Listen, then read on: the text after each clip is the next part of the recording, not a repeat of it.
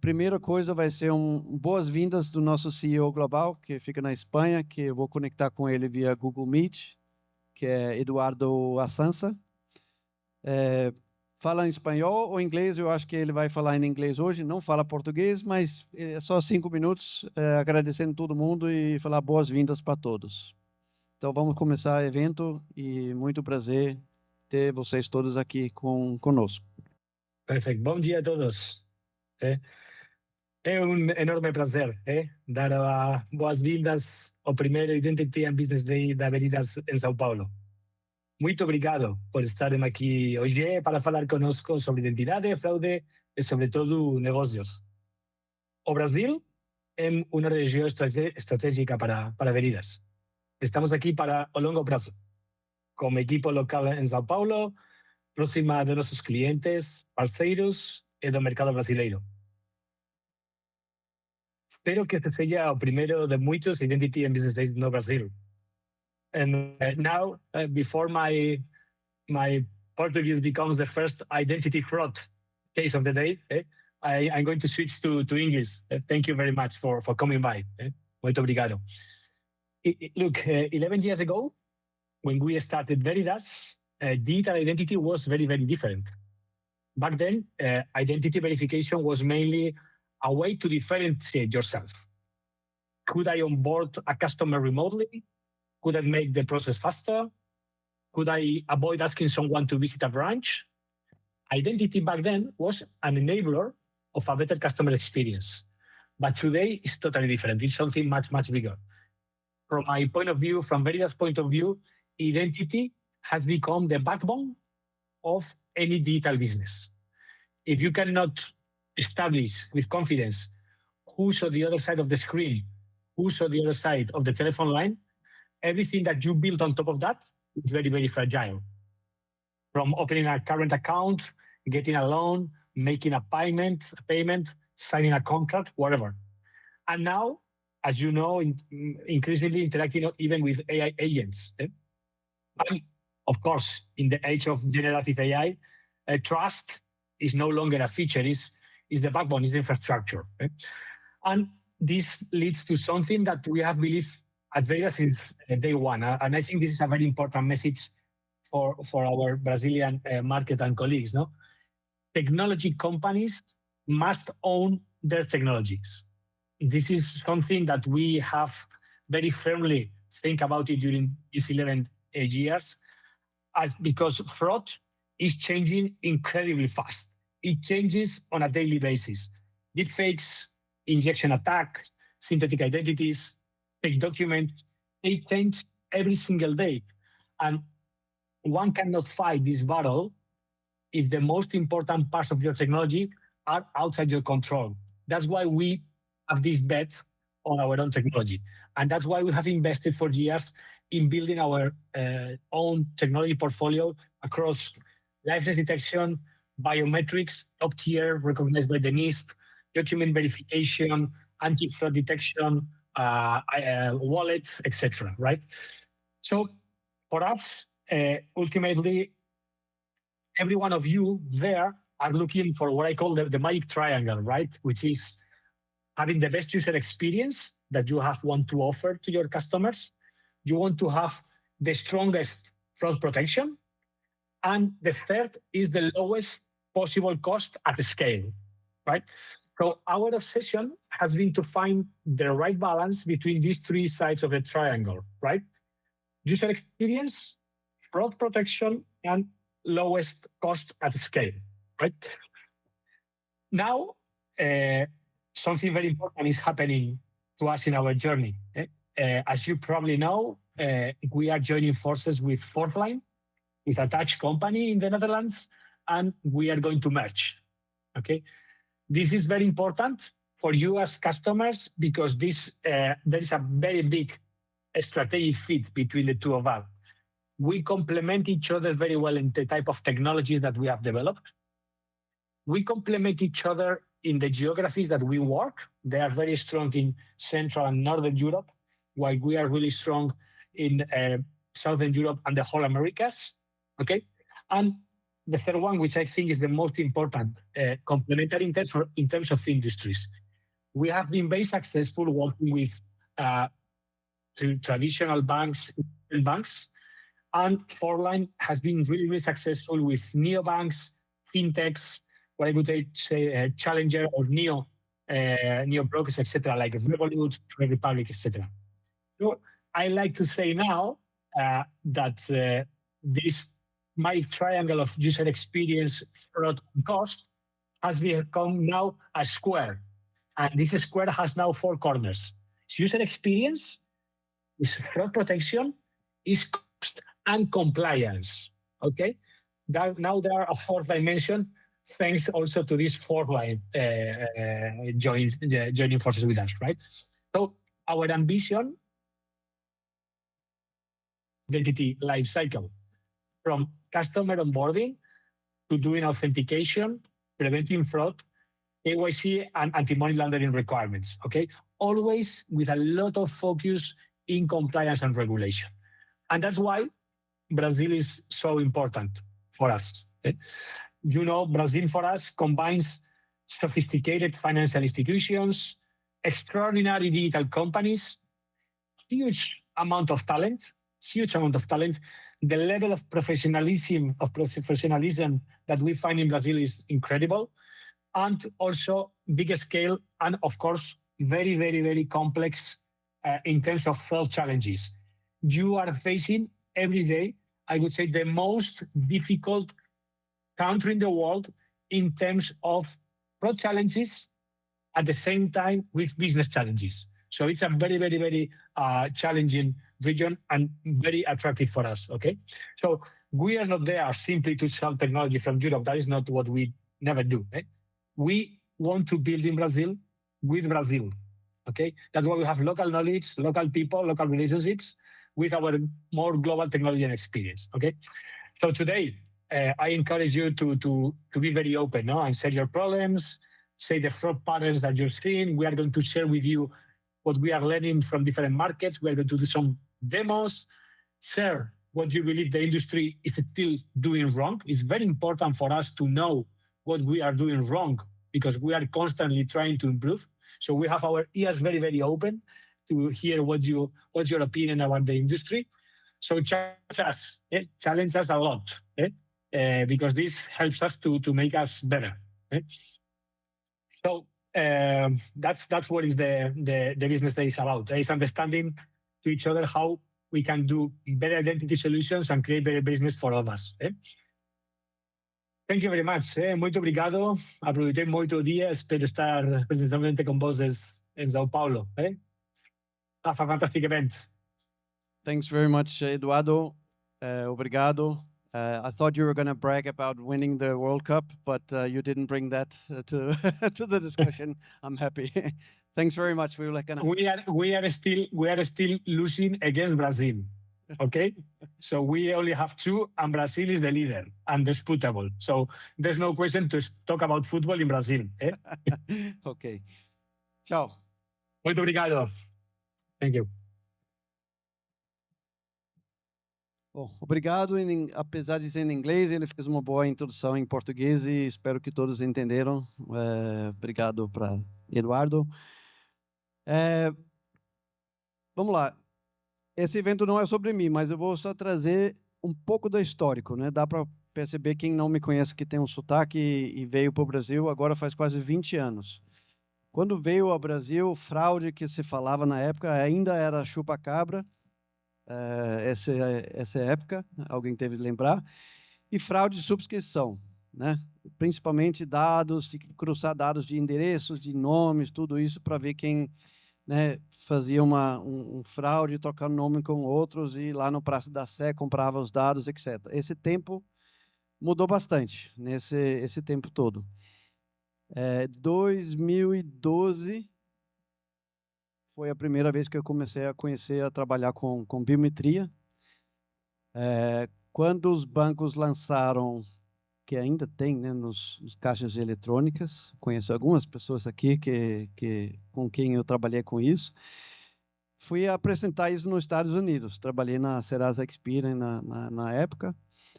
e fui nos Estados Unidos apresentar o que o Brasil estava fazendo. E eles acharam uma loucura pensar em colocar biometria.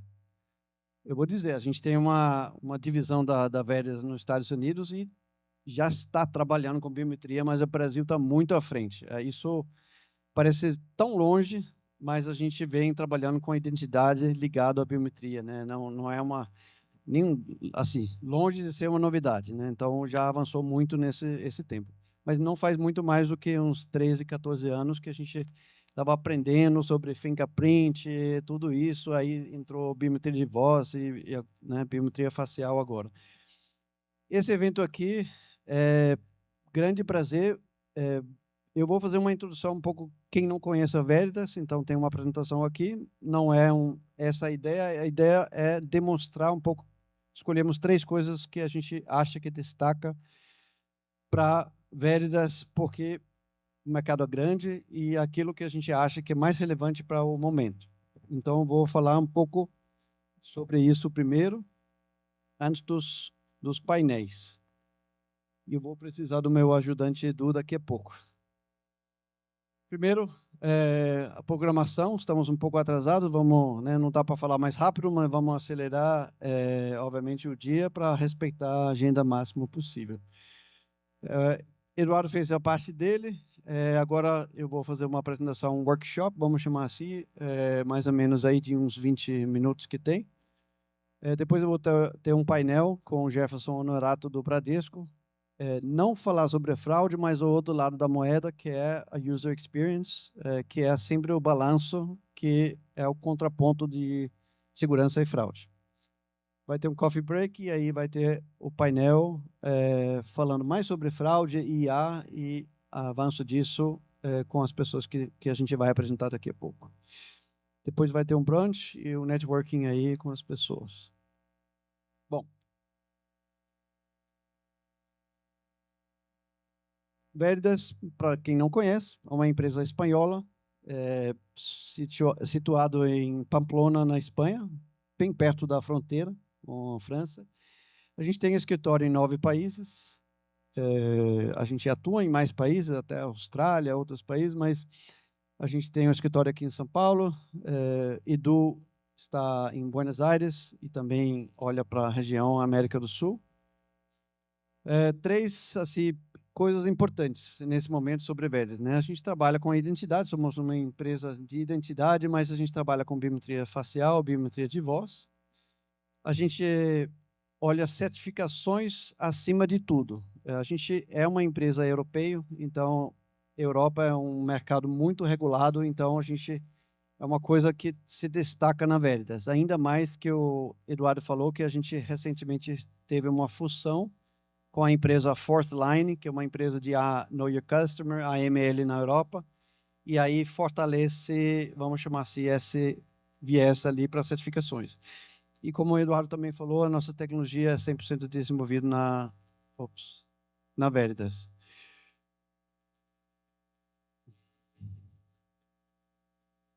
Espera aí.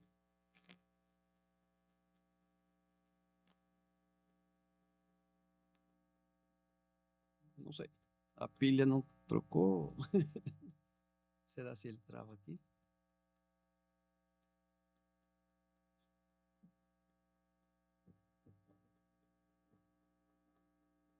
Shit happens. Aqui.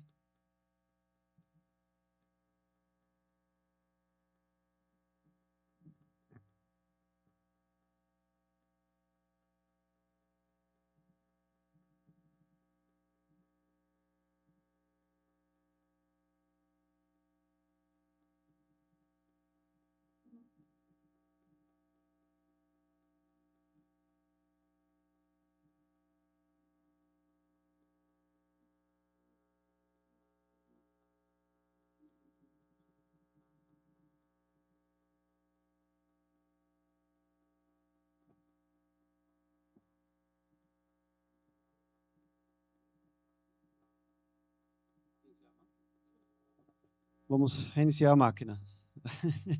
Travou. Enquanto isso, vou falar. Eu sei que está na apresentação aqui.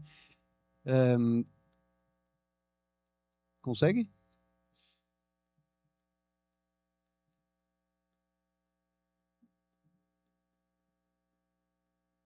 Ok. Obrigado. Um pouco dos nossos clientes no mundo, a gente atua principalmente em bancos, como vocês veem, vários bancos aqui, mas a gente também está em telcos e outras indústrias no mundo. Temos mais ou menos uns 400 clientes mundialmente. Maiores escritórios, como eu falei, na Espanha, mas também México tem um escritório muito grande. A gente está no quadrante da Gartner, tem 4 quadrantes aqui. O quadrante que a Verida se destaca é o quadrante visionário. Visionário é o critério de seleção da Gartner, quem se adapta melhor ao rumo do mercado. Então, a gente tem orgulho de dizer que as soluções se adaptam bem ao rumo do mercado, ou seja, tendências do mercado. Esse é o nosso destaque nesse sentido. Aí tem a primeira brincadeira. Eu quero saber, nesse vídeo aqui, vamos lá, vocês têm que adivinhar qual é a imagem real, qual é o deepfake aqui. Eu e Du. Eu vou mostrar mais uma vez aqui. Ops. Vamos lá. Voltou. Dá mais uma olhada aí.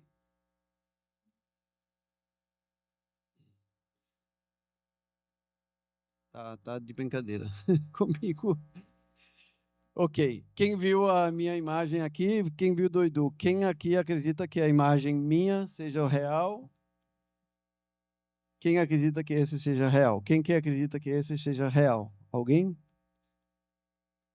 Hã? Esse é deepfake? Na verdade é o contrário, mas o ponto aqui é que não dá para saber, não dá para ver, né?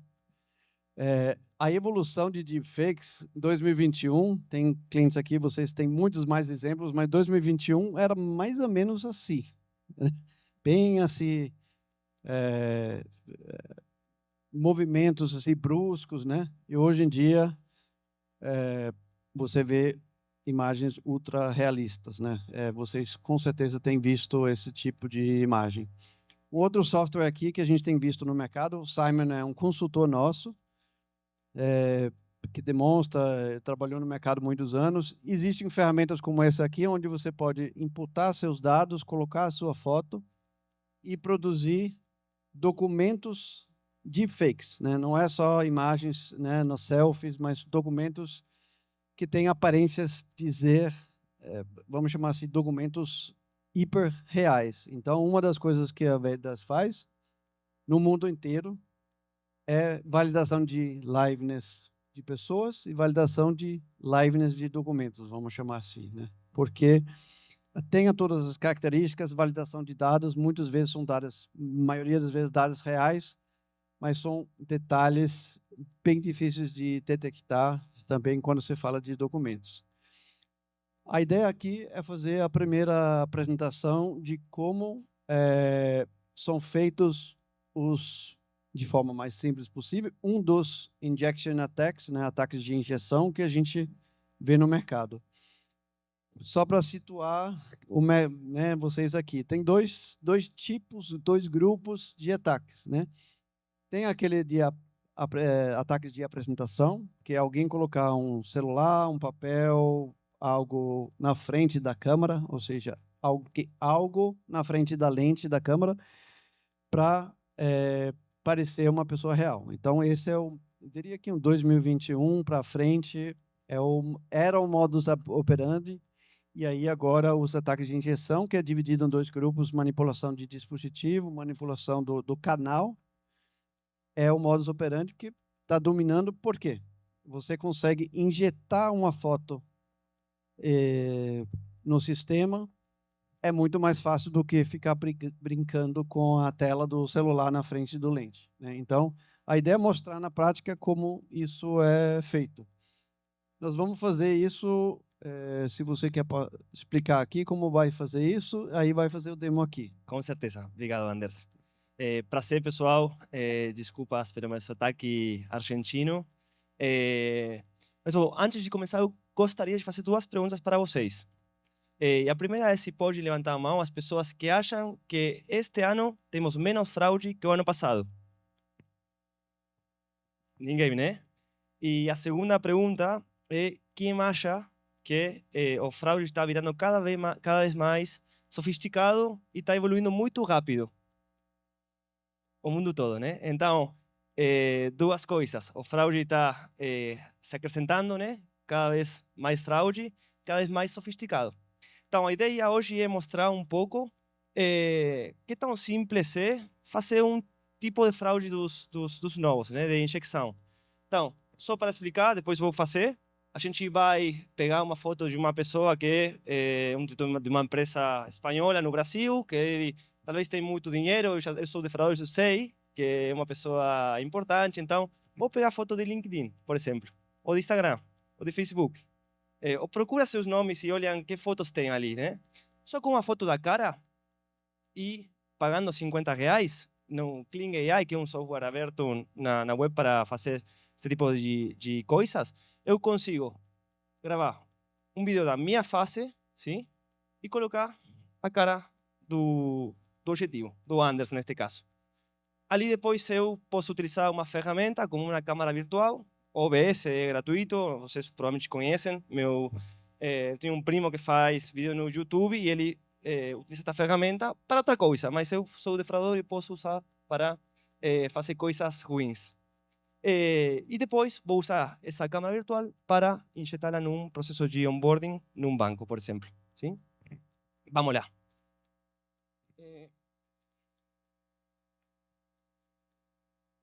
Vou só trocar a configuração do dispositivo para que seja mais fácil. Só um segundo.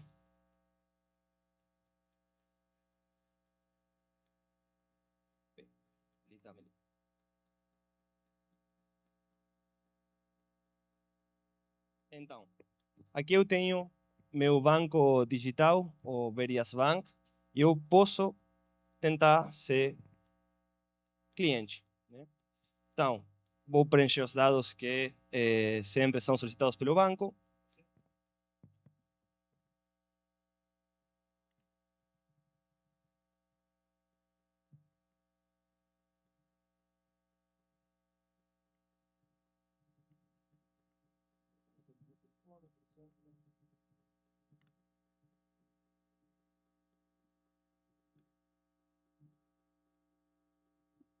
E ali eu vou começar um processo de onboarding, sim? Neste caso, para que seja mais simples de ver, vou fazê-lo no computador, sim? Mas o que faria? Eu pego a foto do Anders, venho para o software da Clean, sim?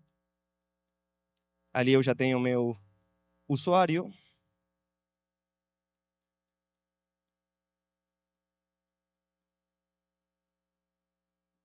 E aqui eu consigo, com a ferramenta de geração de vídeo, não vou fazer agora porque vai levar muito tempo, ele leva um tempinho, mas eu consigo colocar um input que é uma imagem, outro input que é o meu vídeo, e ele vai colocar o rosto da imagem na minha cara, sim? Agora vamos mostrar o resultado.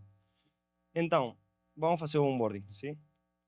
Eu consegui o documento de Anders, então, além de defraudador, sou ladrão.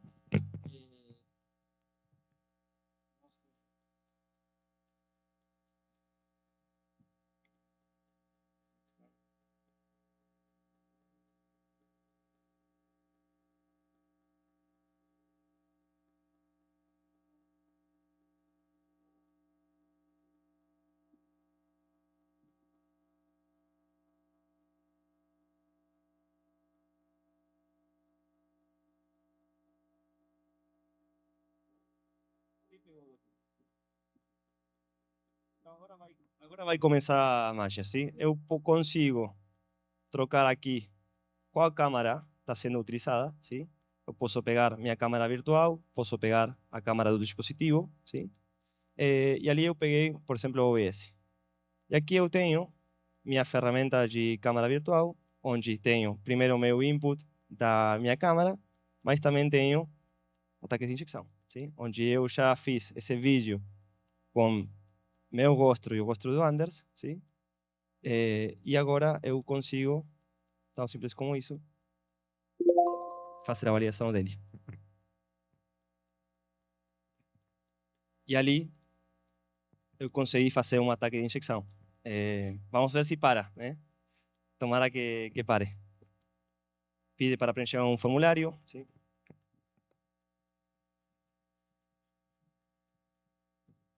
Vamos continuar. Neste caso, rejeitou, sim? Graças a Deus. E aqui posso ver no back-office da ferramenta, posso ver o resultado da validação do Anders, sim? Neste caso aqui tenho que foi rejeitada. Sim. Alô? Aqui é nosso software de back-end, né, para time de fraude. E aqui está mostrando, né, o documento foi aprovado, biometria foi aprovado, mas detecção de ataques de injeção rejeitado, né? Isso, isso.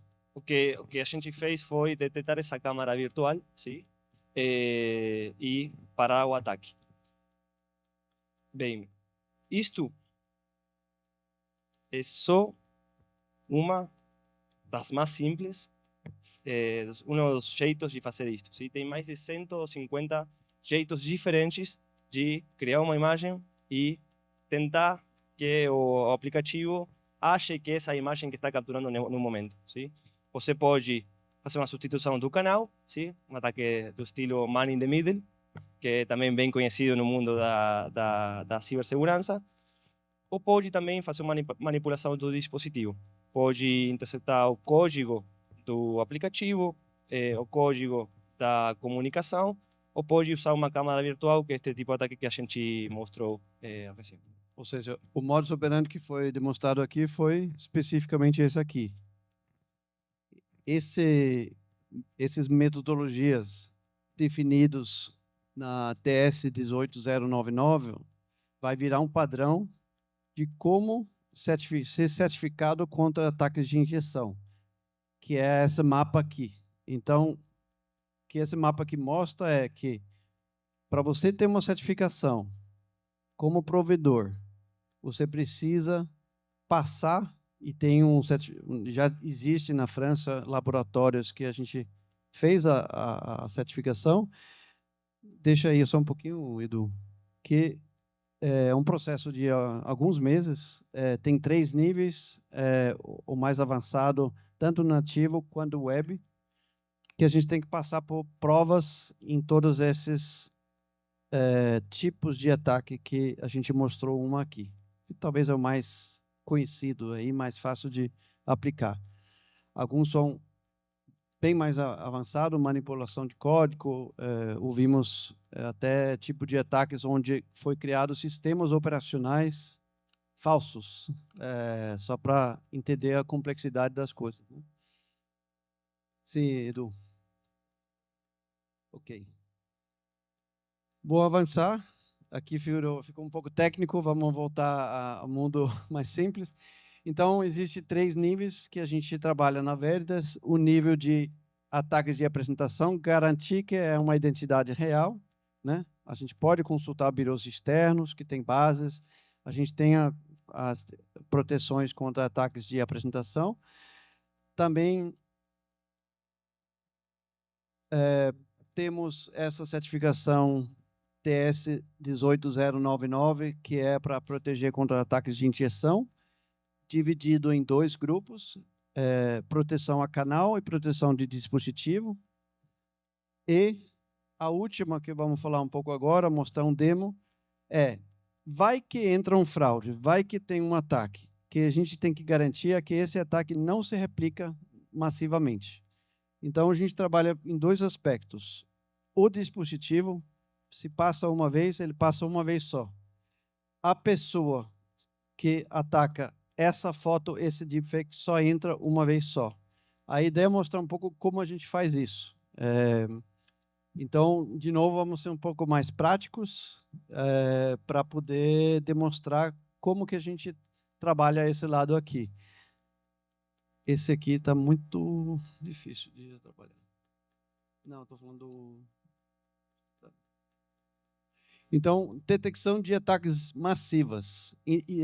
Aqui a gente trabalha com o nosso Matcher, que é o nosso próprio, identificação e clusterização. Pode pegar um pouco, Edu, e mostrar como isso é feito. Bem, vamos lá. Então, se vocês têm já um tempinho trabalhando em cibersegurança, que eu sei que sim, já sabem que risco não vai ser zero nunca e que vai ter fraude, né?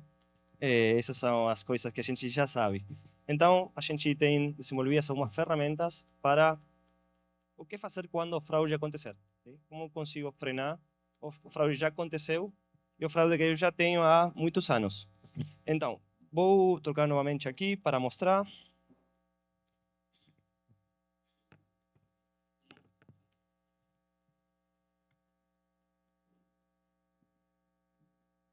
Então, algumas coisas que a gente pode fazer são clusterização de dados. Fala mais perto. Desculpas. Algumas coisas que a gente pode fazer aqui são clusterização de dados, sim, e identificação de pessoas num banco de dados, sim. Para clusterização de dados, é provável que vocês tenham já na sua empresa tenham um banco de dados com todos os documentos, as imagens dos seus clientes. E a ideia desta solução é responder a pergunta de: você já teve fraude alguma vez? Você tem reconhecido todas as tentativas de fraude que você já teve? Você tem contas duplicadas? Tem a mesma face com 2 nomes distintos na sua base de dados? Em geral, a resposta é: não tenho certeza, não sei. Então, a gente consegue, por exemplo, fazer uma clusterização de imagens e tentar descobrir se a empresa tem 2 faces com distintos nomes, ou uma mesma face com 2 nomes distintos. Sim? Então, por exemplo, eu criei um banco de dados de celebridades do Brasil. Sim? Quando eu passo nossa ferramenta pela solução, a gente pode fazer essa clusterização e encontrar que, por exemplo, a Anitta está 9 vezes no meu banco de dados e tem 9 imagens distintas da Anitta. E ali eu tenho que montar essa inteligência de ver se a Anitta sempre tem o mesmo nome em todas as imagens, ou se talvez ela chama Alicia neste cadastro, chama, não sei, Valéria neste outro, e ali eu estou ante um caso de uma identidade duplicada no meu banco de dados. Talvez 2 contas operando, mas que são a mesma pessoa. Sim? Mas esse não é o caso mais interessante desta tecnologia. O caso mais interessante é as identificações, que é uma búsqueda de 1 para N. Então, eu consigo procurar uma foto de uma pessoa, de um novo cadastro, num banco de dados X. Sim? Esse banco de dados pode ser o banco de dados dos clientes dos últimos 60 dias, pode ser o banco de dados de pessoas que eu já sei são defraudadores. Sim? Porque eles já tiveram uma tentativa, já pegaram um carro e levaram para vender, ou fizeram um empréstimo no banco e foram embora. Então, eu poderia, um onboarding novo, aqui, fazer uma identificação de uma imagem, sim? Vou pegar uma foto que eu já tenho da Anitta que não está no banco de dados. Sim? Então, tem um novo cadastro da Anitta, mais uma vez, dessa fase, e vou procurar se essa fase já existe nesse banco de dados de celebridades do Brasil. Sim? E ali eu posso... Esse é o novo look da Anitta mesmo, e nem eu reconheço. Eu acho que é por isso que a gente usou esse exemplo, né? Ficou até um pouco estranho, né? Então, faço a identificação, ele já fez bem rapidinho, e foi procurar essa fase no banco de dados de todas as celebridades do Brasil. Sim? Então, ali, ela encontrou que essa nova fase tem 100% de relação com esta fase, mas que também tem uma porcentagem de coincidência com outras fotos no meu banco de dados. Sim? Então, eu sei que o face de Anders é um defraudador, eu coloco ele no banco de dados, na galeria de defraudadores. Então, qualquer tentativa nova de fraude dessa fase, se for com o nome dele ou com outro nome, eu vou conseguir parar. Sim? Porque vou detectar, vou frenar o processo de cadastro. Como vocês veem, você pode mudar muito a face e ainda vai reconhecer. Temos alguns outros exemplos aqui, deixa eu mostrar. Só vou comentar aqui que na NIST, nos Estados Unidos, esse teste de identificação é feito com 12 milhões de faces. Então, para comparação, não é uma base pequena, obviamente. Também existe teste 1 para 1, 1 para N, no caso aqui é 1 para N. E no nosso caso, a gente faz isso já em vários clientes, inclusive, né, comparando com documentos, fotos que não é selfie. No Chile, temos um cliente de futebol, a gente tem uma base de quase 2 milhões de pessoas, de torcedores de futebol, e a polícia faz upload de fotos de pessoas que faz vandalismo, etc., que obviamente não vai ser uma selfie frontal perfeito. E aí faz a pesquisa contra essa base e encontra, né, pode ser fotos de agências ou algo assim, e faz uma pesquisa 1 para N para encontrar essa pessoa numa base, né? Aqui a gente tem um caso mais extremo, né? O André Gazzi, a gente vai procurar essa imagem dessa pessoa com um bom cabelo, e depois ela encontrou que tem que é a mesma pessoa dali, né? Com muito menos cabelo, muito mais anos, e encontrou ele muitas mais vezes no banco de dados. Como falava Anders, temos capacidade de encontrar uma pessoa dentro de um banco de dados de 12 milhões de pessoas em 200 milissegundos. Então, é bem rápida a pesquisa. Isso é. Perfeito. Vamos voltar para... Então, só rápido, relembrando tudo que falamos, a detecção, né, de ataques de apresentação, ataques de injeção e a parte de proteção contra ataques massivos, né, onde tem várias imagens. Novos canais é o último assunto que destaca Veritas muito Latinoamérica, por um motivo. Volta aí, Edu.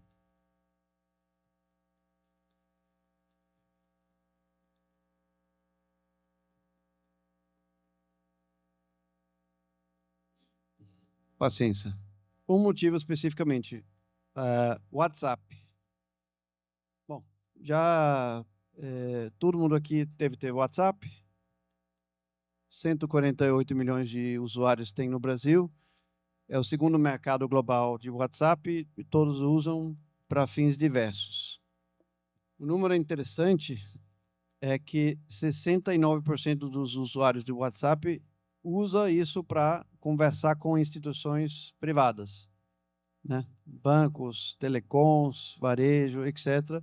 E também a gente conversa com outros, mas a gente está acostumado como um canal principal de interação com o mercado.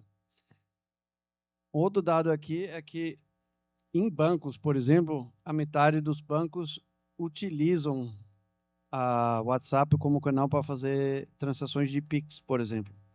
Então, existe um canal muito forte aqui para transacionar, né? Tem uma conversa e uma transação dentro do WhatsApp. A ideia final é mostrar como o Veritas integrou segurança, colocou, via uma parceria que a gente tem com o Meta, a segurança embedado, vamos chamar assim, dentro da conversa do WhatsApp. Vamos demonstrar isso?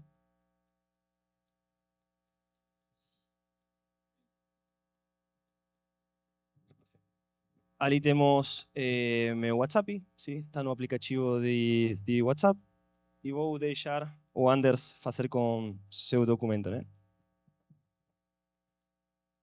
Então, isto tem que ser integrado no WhatsApp Business da sua companhia, sim? Tem que fazer uma interação bem simples dentro de um chatbot ou pode estabelecer um fluxo bem simples de contato. Então, imagina que esse é meu WhatsApp. Eu estou conversando com o banco via chatbot ou meu gerente do banco, por exemplo.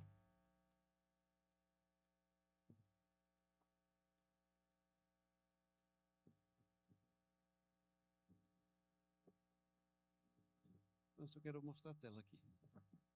Então, aqui está vendo aqui, o chatbot vai me enviar, dizer, agora vamos validar a sua identidade e eu vou fazer o processo de onboarding. Esse aqui é dentro do WhatsApp. Eu vou clicar aqui em Join Here, que está dentro do WhatsApp ainda, vai abrir o módulo de captura. Eu vou permitir a câmera capturar o documento.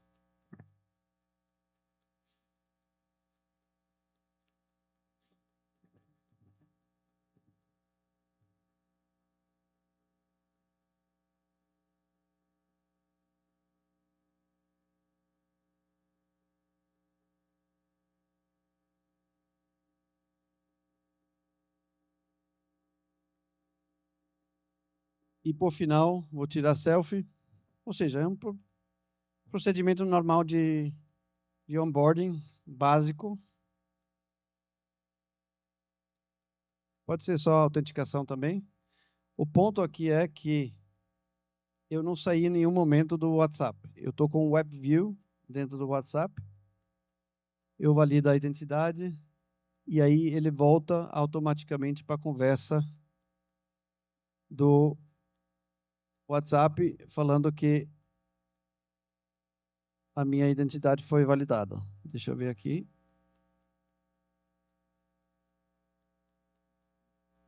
Minha identidade foi verificada. Então, essa solução aqui, lançamos no Brasil faz 2 meses, 3 meses mais ou menos. É algo que a gente vê uma tendência do mercado de ir mais forte agora para esse canal de WhatsApp, que sai do app, que o cliente hoje em dia tem que baixar, o web. Então, um destaque aí é essa solução para o WhatsApp. Ok? Isso finaliza a nossa apresentação inicial, um pouco sobre Veras. Vocês têm ideias aqui, podemos falar muito mais. A ideia agora é ir para a primeira entrevista e seguir a nossa agenda. Muito obrigado e podemos falar mais aí sobre essas soluções e outros.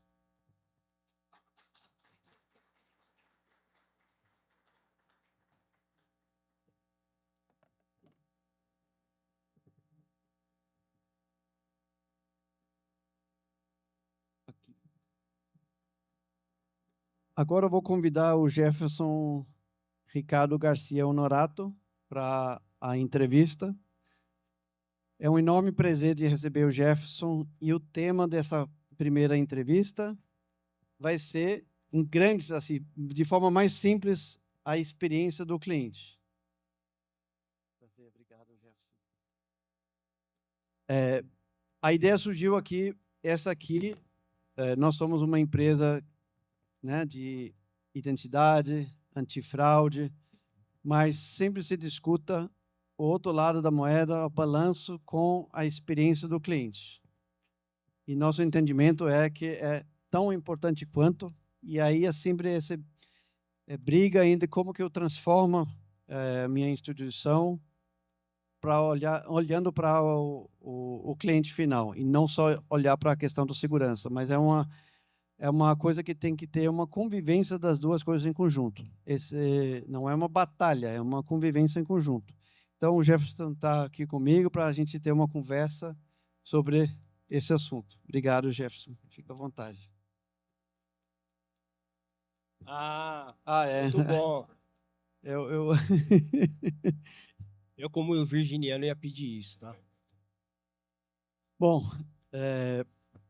damos as boas-vindas ao Jefferson Honorato, diretor do Banco Bradesco e uma das mentes fundamentais por trás da transformação digital do setor bancário no Brasil. Com quase 40 anos de trajetória na organização, foi pioneiro ao participar do lançamento do primeiro Internet Banking do país em 1995 e liderou desde a concepção o nascimento do Next, o banco 100% digital do Bradesco. Hoje, ele se junta a nós para compartilhar sua visão sobre o futuro dos canais digitais e o relacionamento com o cliente. Bom dia, muito obrigado, Anderson, pelo convite. Uma honra estar aqui com vocês, para a gente compartilhar ideias, aprendizados, né? Coisas que a gente acertou, coisas que a gente errou também. Isso é parte do ciclo evolutivo. Estava conversando com o Fábio Moraes, que está ali com a gente. um amigo de longa data de Bradesco, né? Trabalhamos 35 anos ali lado a lado. Numa época que a gente começou a conceber toda a parte de canais digitais do banco e o Fábio era o head da parte de segurança digital. Começou a acontecer. Então, a gente estava brincando ali quando você provocou sobre a evolução, a complexidade das fraudes, né? A gente falou bons tempos que a fraude era só uma página de internet clonada, né? Em algum data center em algum país. Tudo começa ali essa jornada de desafio de segurança digital, Sim. né? Mas obrigado mais uma vez pelo convite. Aí espero contribuir com algumas histórias. Com certeza. Histórias são muito bem-vindas aqui. Obrigado, Jefferson. A primeira coisa que veio assim como reflexão que eu gostaria que você elaborasse um pouco mais é a evolução em si. Eu falei um pouco da chupa-cabra, né? Que pessoas parece ser tão longe, mas também quando se fala de transformação, quando se fala de experiência do usuário, né? Então a primeira pergunta é: o onboarding é a primeira impressão do cliente com o banco. Olhando para trás na última década, desde o lançamento das diversas soluções digitais do banco até a liderança da transformação digital, sim, de forma mais ampla do Bradesco, como o onboarding evoluiu de uma forma simples a prioridade de design para um motor teria central de receita, e quais são os principais pontos de atrito que ainda fazem os clientes brasileiros abandonarem o processo hoje? Muito boa provocação, sua pergunta. Primeiro, acho que tem uma quebra de paradigma muito grande sobre essa questão de onboard, né? No passado, a gente olhava essa etapa de entrada do cliente como uma etapa processual, né? Então, o cliente cumpria um rito, um processo para começar a se relacionar com a gente. Quando você vem com o advento, no caso, né, das instituições financeiras, de poder fazer o onboard digital do cliente, você sai daquele modelo analógico que ele fazia todo o processo na agência, isso começa a ter uma mudança significativa na jornada dele. Porque quando você estava na agência, por exemplo, fazendo o onboard do cliente, por mais complexo que fosse todo o preenchimento ali do cadastro, você tinha o gerente interagindo com o cliente, de certa forma, fazendo acolhimento e recepção dele. Quando você vai para o digital, você já não tem aquela etapa da relação do gerente oferecendo um café, fazendo uma abordagem mais simpática, enquanto vai tendo tempo de cumprir o rito de processo de abertura de conta. O digital, o cliente, ele quer velocidade, obviamente, quer uma experiência, mas sem dúvida, pensando no aspecto de segurança. Então, tem uma quebra de paradigma que o onboard, quando ele vai para o mundo digital, ele passa a ser o momento, a hora da verdade, o início do relacionamento do cliente, o início da construção da experiência com o cliente. Então, ali começa um primeiro pensamento na cabeça do cliente. Puxa, se o onboarding digital nessa instituição é complicado, eu acho que depois vai ser complexo a gente se relacionar. Tudo que eu for fazer vai ser difícil. É o primeiro start que vem na cabeça do cliente. Então, ali, a gente tem que... a jornada de acolhimento, é o momento que você está estendendo o tapete vermelho para o cliente, a primeira experiência que ele está tendo com você. Portanto, a gente tem que fazer a junção das duas, né, de dois elementos que se complementam. Como eu entrego uma boa experiência? Então, não vou ficar fazendo perguntas para o cliente de coisas que eu já sei. Se eu tenho informações já que me permitem ter uma inteligência para que eu possa pré-preencher informações do cliente e solicitar alguma validação complementar, que assim seja. Quanto mais eu fico fazendo pergunta para ele de coisas que eu já sei, mais irritação a gente gera. Então, o que a gente precisa pensar é o seguinte: a velocidade que a gente coloca numa jornada de onboard com o elemento de segurança embarcado, porque experiência é segurança, é uma velocidade que tem que ser na percepção do cliente, não é na nossa percepção. Às vezes a gente quer, eu vou fazer uma tela aqui que o design fez que acha que é rápido, mas se na percepção do cliente aquilo não é, o onboard não está sendo conclusivo, não está sendo efetivo.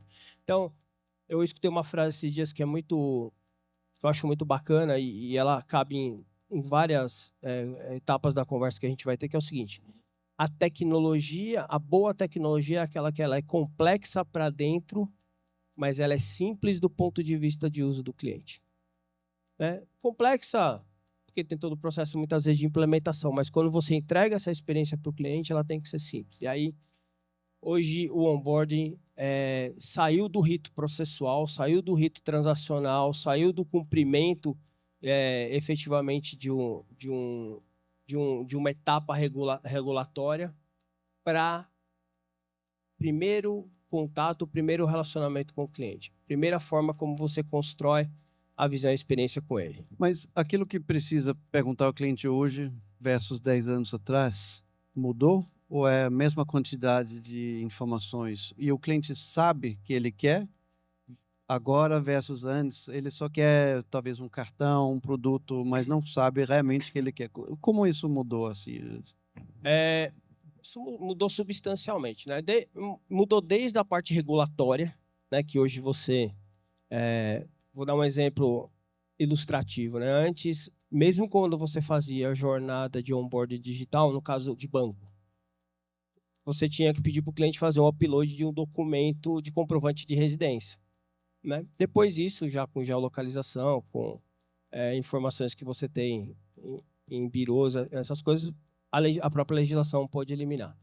Mas hoje, você obrigatoriamente não precisa fazer mais um onboarding, um nível de completude máxima no primeiro contato com o cliente. Ele pode ser uma jornada progressiva, na medida que o cliente vai construindo a relação com você. Então, se o cliente quer abrir uma conta e começar a ter um relacionamento mais full, você vai ter um nível de informação ali que você pede para ele. Não, o cliente está comprando um cartão de crédito, o cliente está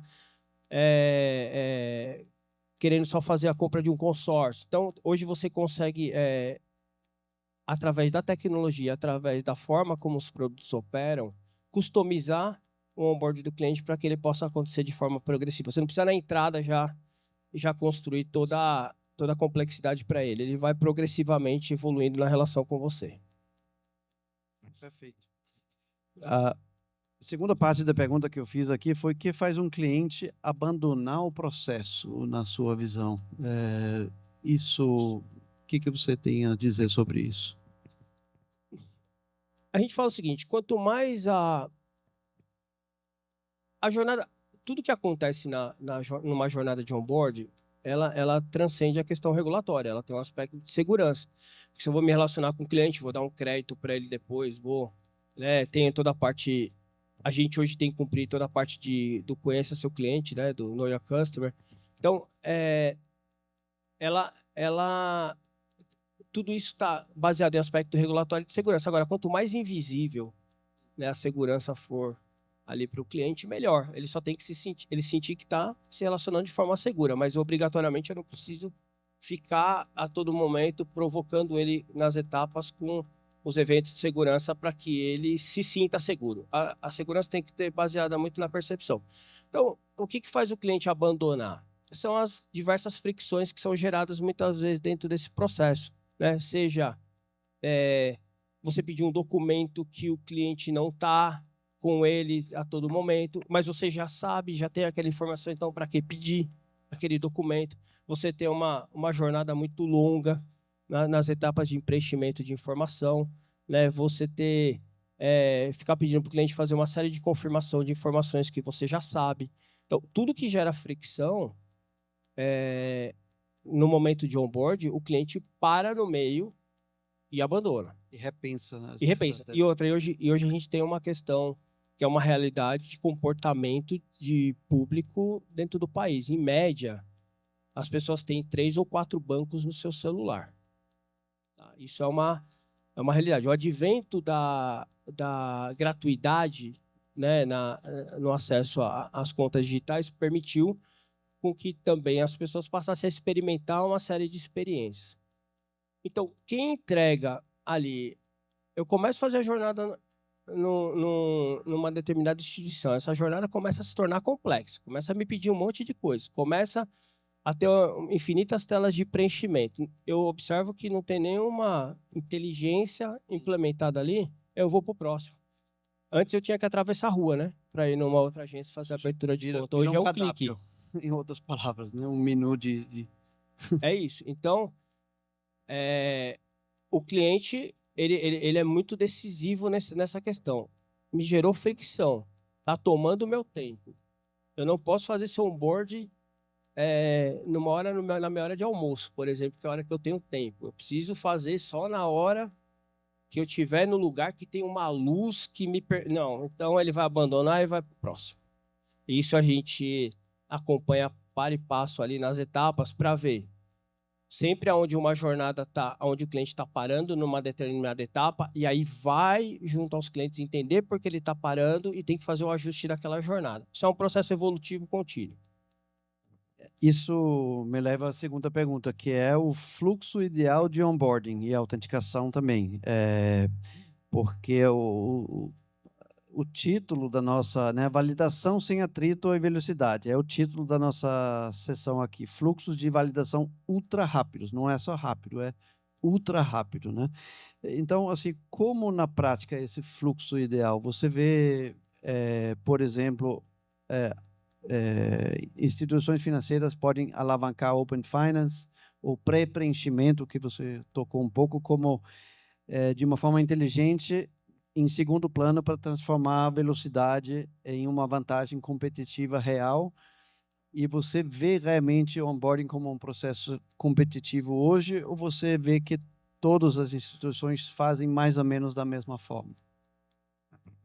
Puxa, essa sua provocação é muito boa e ela se conecta com o que vocês estavam mostrando um pouco anteriormente. A jornada ideal, acho que seria o cliente abrir ali a aplicação de uma instituição financeira, fazer seu reconhecimento, a sua biometria facial e aquilo servir como validador de dados, ele buscar nos diversos bancos, birôs, seja onde for a informação, e o cliente só confirmar e está aberto a conta. Acho que a gente vai chegar nesse estágio de simplicidade para o cliente, né? Lembrando que também tem uma questão que ela é muito importante sob a ótica de perfil de público que a gente precisa olhar.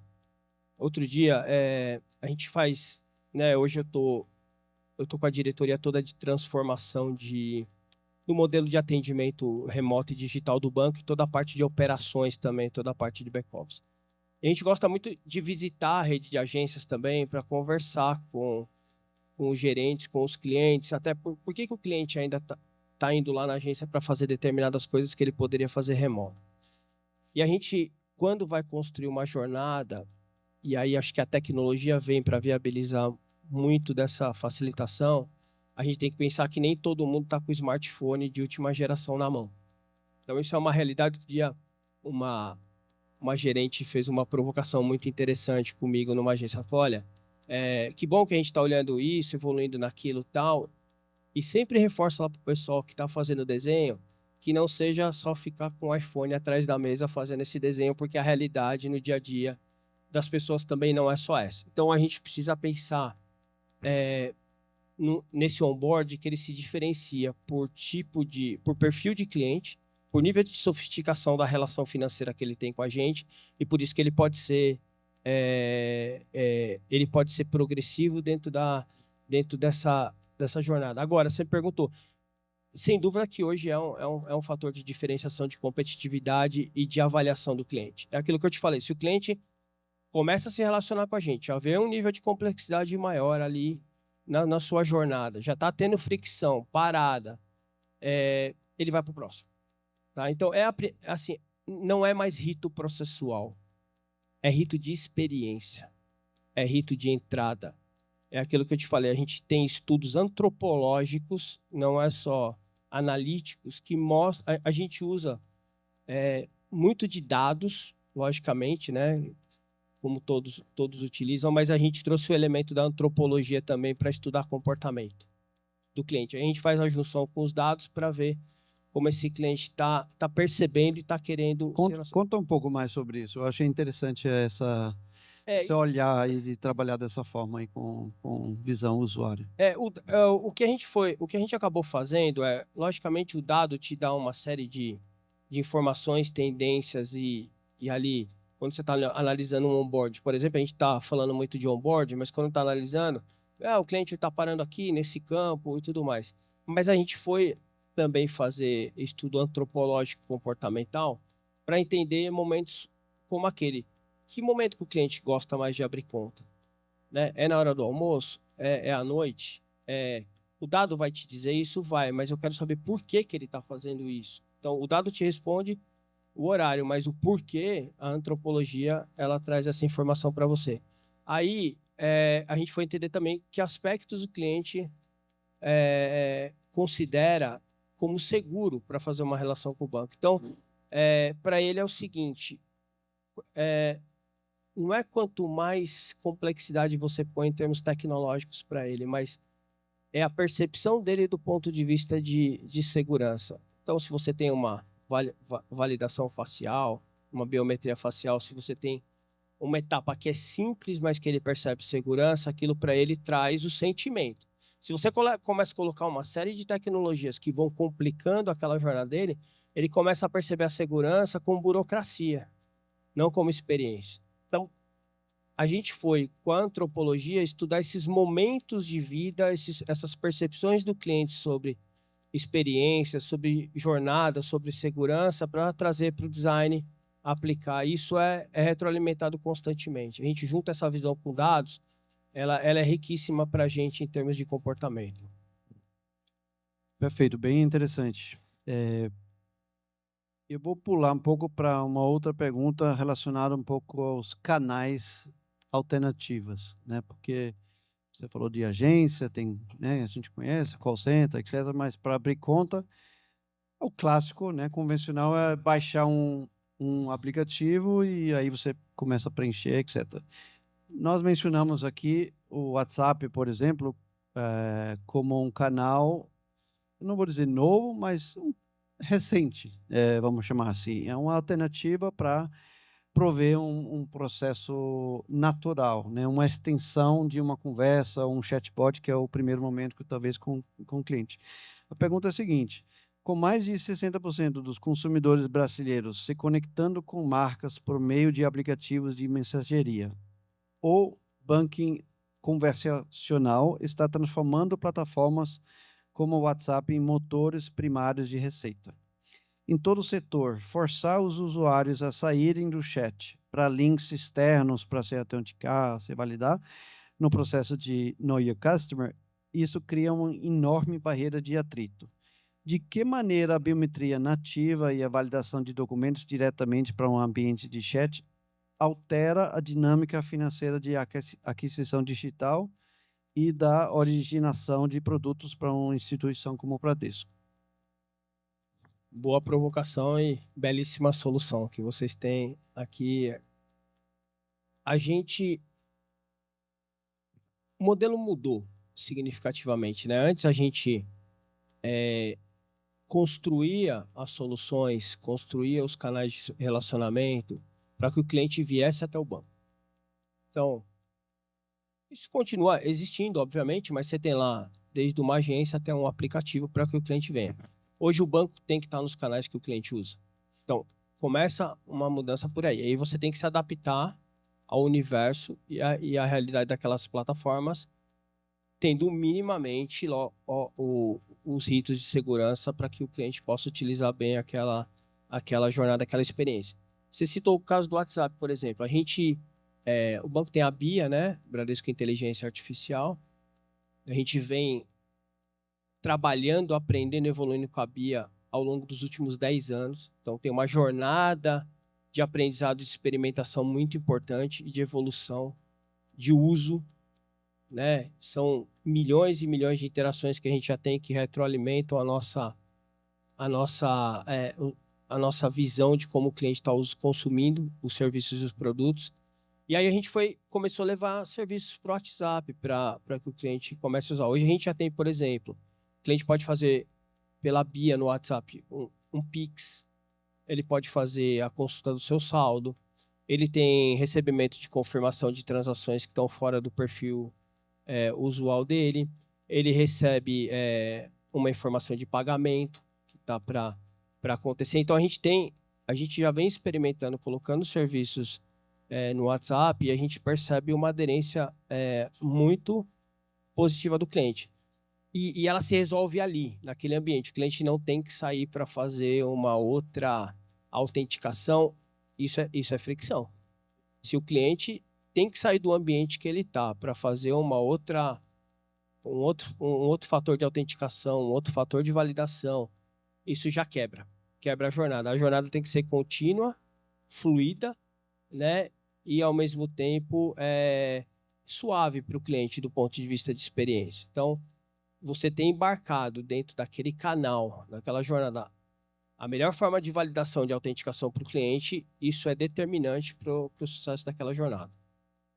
Até onde isso vai, né? Até como estamos agora e talvez aqui 1 ano, 2 anos para frente, né? Se vamos supor, pegar o exemplo de novo de WhatsApp, que mais você poderia fazer dentro do canal? Oferecer empréstimo, enfim, para onde vai, né?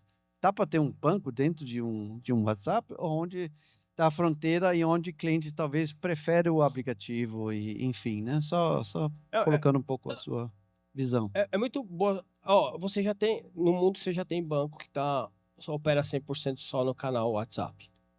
E aí ele acaba atingindo quem? O cliente que se sente seguro em operar daquela forma, né? A gente não pode esquecer que nós somos um país continental, onde a gente tem diversas regiões com diversos tipos de comportamento, necessidades e consumos de produto diferentes. Então, a gente acredita muito na multiplicidade de canais, tá?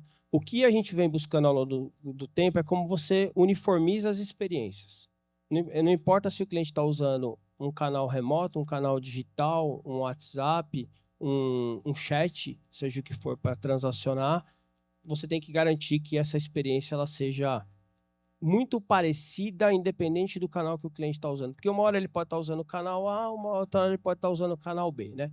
Não é simples fazer essa uniformização, porque muitas vezes você tem tecnologias distintas, mas quando você consegue, pelo menos, padronizar um pouco a jornada, isso já ajuda bastante. Agora,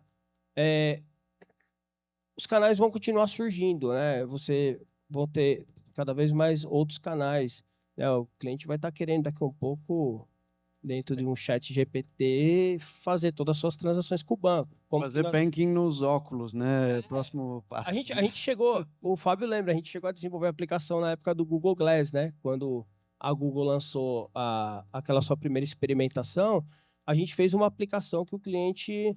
Uau. A gente não fez transacional, mas a gente fez uma aplicação no Google Glass que o cliente localizava, olhando com óculos, as agências e ATMs mais próximos dele. Então, a gente está sempre olhando para esses canais que estão surgindo e tentando trazer um pouco dessa experimentação, dessa tendência de uso. E, obviamente, sempre cruzando isso com a aderência do próprio cliente, porque o cliente, às vezes, também não quer usar.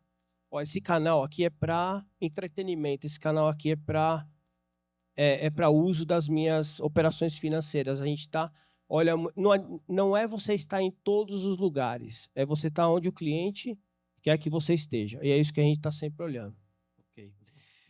Vamos fazer só o último, né, a última questão aqui. Se você for dizer assim, a questão de segurança, segurança compliance versus UX, quem ganha? É um ganho, eles andam juntos para fazer uma finalização aí na colocação, assim. Como isso anda junto? Qual é a filosofia que você, responsável pela transformação do banco, de experiência do cliente, como que vocês colocam isso com a área de segurança? É uma estratégia em conjunto, ou como funciona isso na prática? Fábio, isso lembra um pouco Fábio tinha um mantra que ele disseminava muito lá, que é o seguinte, né? Segurança em prol do negócio, né? Então, a gente não pode tratar segurança e experiência como rivais, como elementos opostos. Segurança é experiência. Experiência também sem segurança não vale de nada. Não adianta você ter uma jornada bonita, um design aprimorado, muito bem construído, se o cliente também não percebe segurança naquilo. Se eu quero me relacionar com uma empresa qualquer, que for, de uma forma simples, de uma forma fluida, de uma forma disponível, porque eu quero fazer minha transação às 3 da manhã. Então, o evento do digital não existe mais horário comercial é 24/7, mas eu quero fazer com segurança. Por quê? Se você tem uma experiência que foi afetada pelo evento de segurança, vamos dizer, hipoteticamente, você teve lá a sua conta fraudada. Tudo aquilo que você teve de boa impressão no seu processo de onboard ou de uso, ele ficou em segundo plano, porque você foi ali rompido na sua confiança. Então, essas coisas têm que caminhar junto. Hoje não, desde bastante tempo, quando foi, né, a gente começou a criar muito essa visão de segurança digital, a segurança ela é parte das tribos, das squads, quando está sendo desenhado uma jornada. Seja sob a ótica de tecnologia que está sendo abordada, seja sob a ótica de inteligência que está sendo colocada, porque essa junção de fatores ela é importante, não é só uma aplicação, uma solução, mas o que eu também coloco em termos de informação de dados comportamentais para saber que tipo de oferta de segurança eu faço para o cliente naquele momento, naquela etapa. Isso faz parte todo do processo de construção. Não adianta eu construir uma jornada e querer colocar segurança lá no final, que vai dar ruim, vai dar problema, vai criar fricção. Então, a gente foi construindo essa mentalidade onde compliance, segurança, elas fazem parte ali da concepção, do design da jornada, do design de um produto, para que ele já nasça, né, pensando na melhor experiência, mas com a segurança embarcada. Muito bom, colocado. Muito obrigado, Jefferson, pelas colocações aqui. Eu acho que aprendemos bastante com isso. Agradeço sua participação. Muito obrigado mais uma vez. Essa entrevista aqui com o Jefferson Honorato. E, mais uma vez, aí, obrigado pela participação. Obrigado e parabéns pelo evento. E hoje eu vou conversar com esses cavaleiros aqui sobre esse assunto, né? Ao meu lado estão Guilherme Fávaro, o Head Senior de Antifraude no Santander Brasil. Em seguida, o Renato Pérez, que é sócio e Antifraude Advisor na Forexon. E o Anders, vocês já conhecem. Fraude no Brasil é uma coisa complicada. A gente acompanha os números aí. Eu tenho um número pequenininho aqui de fevereiro desse ano, de um dos birôs que controlam isso, que monitoram isso, e o número diz o seguinte: 2,5% das transações foram tentativas de fraude. Isso equivale a mais ou menos 350 milhões de reais, né? E o número caiu, mas o ticket médio da tentativa de fraude subiu, é quase o dobro do ano passado. Desse birô, claro que tem outros e outros números, mas esse é o cenário em geral. E esses cavaleiros aqui conhecem bem esse assunto e acompanham isso de perto, no dia a dia. E eu vou passar a primeira pergunta aqui para o Guilherme. Guilherme, do seu ponto de vista, lá no seu trabalho, como é que a proliferação das ferramentas de IA impactou a gestão antifraude? O desafio de gerir isso? Isso mudou o jogo completamente? Ou uma abordagem em camadas ainda eficaz para o varejo bancário? Bom dia, pessoal. Eu acho que não falar que mudou radicalmente seria um exagero.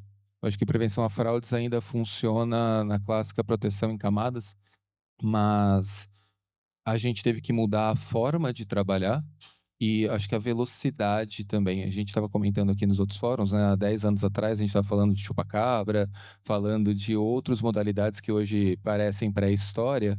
Com o uso de IA, os novos ofensores estão cada vez mais rápidos, aparecendo com mais facilidade. A gente viu no painel anterior aqui que com R$50 de investimento, você faz um deepfake de excelente qualidade. Há 3 anos atrás, com R$50 você não faria nada disso e ainda seria de uma qualidade muito pior. Então, a gente, como prevenção a fraudes, tem que ficar muito atento a todas essas camadas, todos esses novos ofensores e absorver essas tecnologias na nossa maleta de ferramentas aqui e saber utilizá-las ao contrário. fazer a engenharia social da engenharia social. Os atacantes vão continuar usando IA. IA é uma plataforma de uso amplo e restrito. E aí quem está usando que vai decidir se vai usar aquilo para algo lícito ou não. Nós também temos que dominar essas técnicas e saber detectar os novos sinais e os novos pontos de risco que o uso dessa tecnologia traz. Um ponto que eu queria destacar, ele não é tão tecnológico assim, mas no meu ponto de vista, o uso de IA tem intensificado na qualidade também da engenharia social. Porque antes a gente falava, fique atento a um phishing, vai ter um erro ortográfico, vai ter um negocinho lá meio estranho, o cara que está te abordando está falando com você com um português ruim. Isso também já não é mais verdade. Até de vez em quando ainda tem um ou outro lá que faz isso de uma maneira mais rudimentar, mas com o uso de IA, o cara joga qualquer texto numa ferramenta, o texto fica perfeito no tom do que cada um dos bancos, cada uma das instituições usa com o seu cliente, simula a musiquinha, simula a fórmula, a aura, tudo é simulado com muita facilidade. E aí, boa parte dos nossos dados são todos públicos, né? A gente tem rede social, a gente posta as coisas na internet, a gente acha que os nossos dados são super sigilosos, quando na verdade está quase tudo voluntariamente aberto. E eles pegam esses pedaços de informação, constroem uma narrativa, uma engenharia muito bem feita, e aí traz uma confusão maior ao nosso cliente. Então, além dos ofensores tecnológicos, que é o que a gente tem falado aqui, e a gente usa ferramentas para isso, essas novas tecnologias deixaram a engenharia social mais barata, mais fácil, com uma abordagem mais ampla, e a gente vê a qualidade dela muito, muito grande. Então a gente tem que ficar bem atento aqui. Legal. Obrigado, Guilherme. Eu vou fazer a pergunta seguinte para o Renato. Renato, essa facilidade que ele acabou de falar está num negócio chamado Fraud as a Service. Como é que é possível agora as organizações se defenderem? O que tem que fazer? Porque o cenário piorou bastante com isso, né? Pegou assim. Bom dia a todos, né? Primeiramente. Eu acho que a gente tem que partir do pressuposto de que o jogo mudou, né? Como o Guilherme colocou, as tecnologias elas estão disponíveis, baratas, e elas permitem com que pessoas não tão técnicas consigam fazer ataques sofisticados. Então, você tem uma força de ataque muito maior, tá? E aí você entra com o termo que você está me dando aqui de Fraud as a Service. O grande problema disso é que a gente, como instituição, ainda faz defesa, né, de fraude como fazíamos há 10 anos. Não, mas espera aí, hoje eu estou muito mais tecnológico, minhas defesas são mais tecnológicas, sim, mas para você testar coisas novas e principalmente a velocidade de reação é o grande gargalo do mercado. Veja, nós estamos falando aqui com pessoas que, quase todas aqui, julgo eu, já contrataram alguma ferramenta de tecnologia de grandes empresas. O tempo de implantação, desde a concepção do problema até você fazer a busca, né, o hunting de soluções, POC, né, que são as provas de conceito, e implantar isso em produção, dificilmente numa grande instituição a gente está falando de menos de 1 ano, talvez 2. O fraudador não tem esse tempo. O fraudador de hoje para amanhã surge uma tecnologia nova, ele está usando. Então a gente está aqui num cenário de desvantagem. Não sei se vocês ainda têm a ilusão de que a gente está ganhando esse jogo. Nós não estamos, nós estamos perdendo esse jogo. Tá? Nós estamos perdendo o jogo da velocidade. Porque no mundo em que hoje a gente fala muito de IA, fala muito de fraud as a service, fala muito de novos golpes a cada dia, etc., etc., a velocidade de reação é o fator predominante do sucesso. Se a gente não tem velocidade para reagir àquilo que a gente percebe, melhor nem saber, né? Então, quando eu digo isso, eu estou dizendo, é óbvio que é importante a gente monitorar os canais, é óbvio que é importante nós termos nossos KPIs, nossos acompanhamentos, nossas equipes, nossas tecnologias, mas não adianta nada se a gente não conseguir empregar o remédio para este ataque em tempo tão rápido quanto, ou mais rápido do que o fraudador. Velocidade é a palavra-chave aqui. Bandido não tem compliance, né? Então, Anders, olhando para o Brasil, quais que são os vetores que vocês têm visto que está crescendo mais rápido?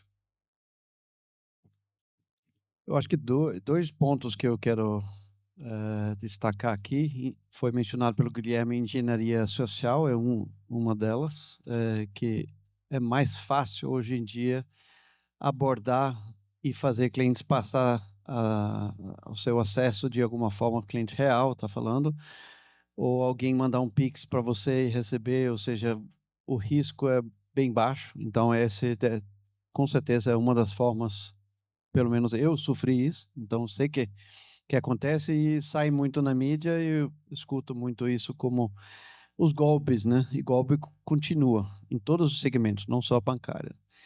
O outro é que eu falei muito aqui, né? Ataques de injeção, ataques cyber, onde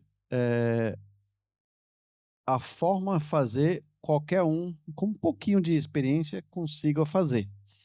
Né? Mostramos ferramentas aqui que custa R$ 50 para baixar, para fazer um deepfake, para ingessar. Bancos têm proteção contra isso, mas a sofisticação para fazer isso e o risco do fraudador baixo de atacar faz com que isso venha crescendo, né? Vi números de aumento de 1000%, algo assim. É claro que é tudo relativo nesse sentido, mas eu acho que essas duas aí, engenharia social e ataques de injeção, porque é a coração do negócio aqui que o fraudador ataca. Esses são meus pontos aí. Guilherme, no dia a dia de vocês têm os variados segmentos lá do banco, de clientela. Como é que vocês conseguem fazer a identificação no onboarding sem grandes atritos e como é que vocês conseguem medir isso? Legal.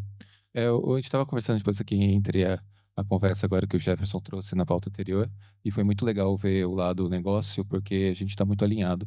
Então, acho que o ponto central, eu vou repetir o que ele trouxe. Acho que experiência e segurança são a mesma coisa. Ninguém anda numa montanha-russa sem o cinto de segurança. Então, você precisa conciliar essas duas jornadas. Acho que a evolução do canal digital, a evolução dos onboardings, fez a gente usar fortemente soluções de biometria facial como uma maneira de autenticar com segurança aquele cliente. Seja no onboard, quando eu não conheço quem é o Paulo, que está aqui na minha frente, está apresentando um documento, quero abrir uma conta.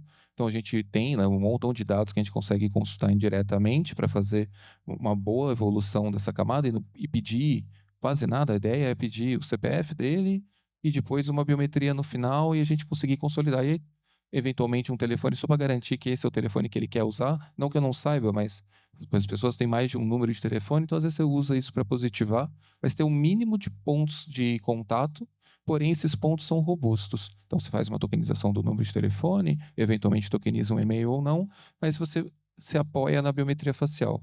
Uma vez o onboarding feito, você não pode esquecer, e aí agora eu sei que o Paulo é o Paulo e agora tudo bem. Não, a validação de identidade tem que ser contínua. Uma vez que ele começa a usar o nosso aplicativo, usar os nossos serviços, a gente acrescenta novas camadas aqui. Então eu preciso saber como ele usa, qual os hábitos de uso que ele tem, para quem ele manda dinheiro, como que ele está navegando.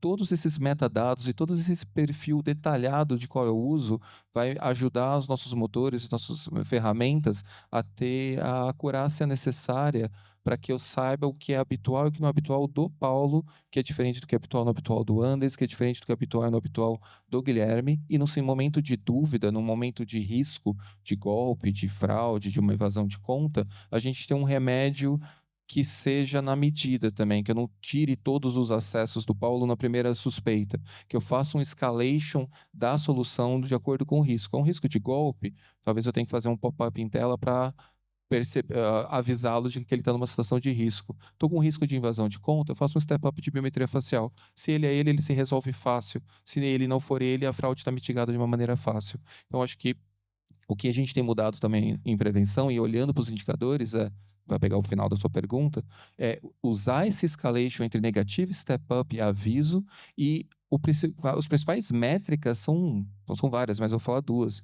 Uma é se a gente está conseguindo diminuir as contestações dos clientes, tenho menos cliente batendo na minha porta falando que perdeu dinheiro, independente se foi golpe, fraude ou invasão, e qual que é o nível de satisfação dele nos nossos canais. O quanto que ele está vindo no meu call center, no meu chat, reclamar dos meus serviços, ou não, porque As features de segurança hoje também, se bem aplicadas no momento certo, na dose certa, são vistas como ativos de segurança e o cliente se sente acolhido e não atritado. Então, essas métricas de atrito de NPS, volume de reclamação de cada uma das peças, é fundamental para a gente acertar o tom aqui, estar sempre junto com o negócio para não ficar fácil demais e frágil demais, nem duro demais e matar o negócio junto.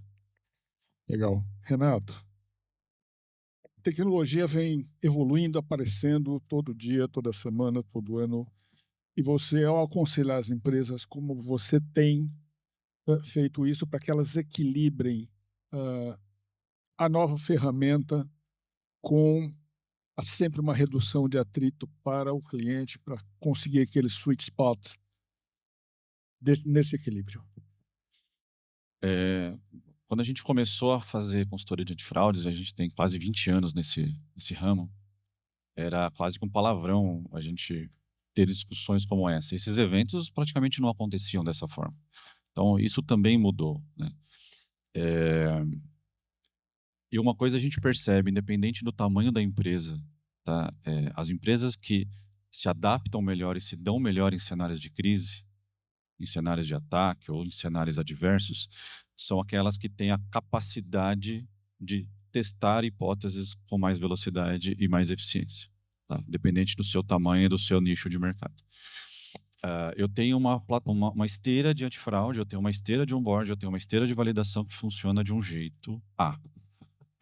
É óbvio que o fraudador, ao se deparar com esta barreira que o impede de entrar, ele vai mudar a forma de atacar. Tá? Até aqui eu não estou surpreendendo ninguém nessa sala.